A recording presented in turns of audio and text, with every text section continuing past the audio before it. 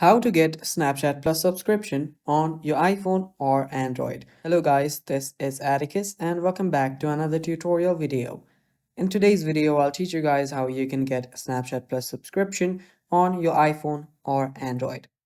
Now before we begin, if you guys are new to our channel, head down below and hit the subscribe button so you don't miss out on our future videos. Now let us begin. The first thing you'll need to do is open up your Snapchat. Make sure that your Snapchat is up to date as well. Now what you'll need to do is tap on your profile on the top left.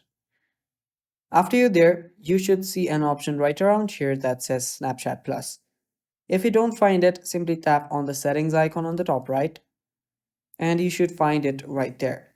Now you'll see the option that says Join Snapchat Plus, so tap on it.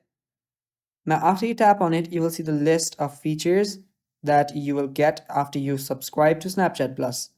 So you can just look at it. You will see that you will get post emojis, you can see story rewatches, and you can even make a number one best friend. You can pin them, and so many more options here, as you can see right here. Snap streaks reminders and so much more. So now you can tap on next after you do that, and after you do that, you can just choose your Snapchat's version or the package.